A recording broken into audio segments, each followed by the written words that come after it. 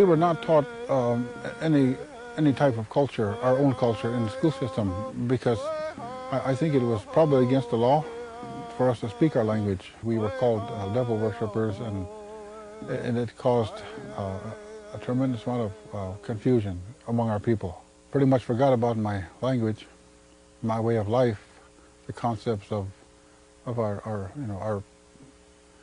religion, of our spirituality. I really didn't know who I was. I was not a white boy. I was not an Indian because of being ridiculed. So it caused a lot of turmoil in my life. And today I'm very proud to be called a Native American. I'm very proud to be in the field that I am, in the helping field. I know who I am, I know where I came from, and I know where I'm going. The majority of the parents that I encounter at the school system don't speak their language, don't practice their ways, because of the fear that was brought to us.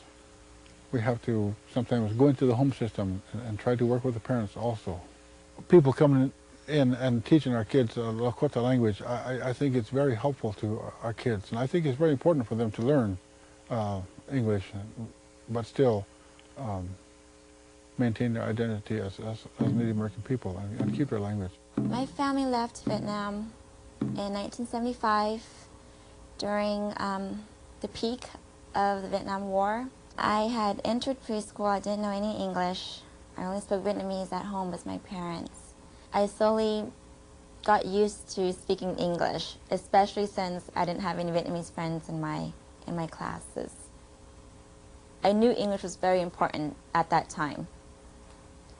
Not only because my teachers pushed English so hard, but because it tied into being an American, which was placed very high in importance. In 4th grade, I transferred schools, and that was when things started to get really rocky. I was made fun of, not from people who disliked me, but actually from friends. That was when I really started to dislike speaking in Vietnamese. I hardly talked to my parents when I was growing up because they would want me to speak in Vietnamese and I just couldn't, and so we just stopped talking. Today I haven't talked to my grandparents in almost a year. I see them like at holidays, and of course like I hug my grandmother hello and I bow hello, which is Jiao Ba. And that's the extent to it. For instance, recently my grandfather was in the hospital and I still haven't visited him. And I wouldn't know what to say to him because I can't find the words to express myself to him. And that's pretty much the way I feel with my parents most of the time too. I just don't have the words to express myself with them.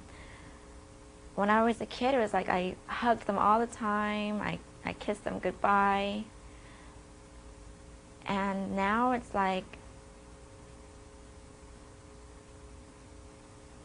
I don't know, I can't explain it. Now it's like, they're my parents, but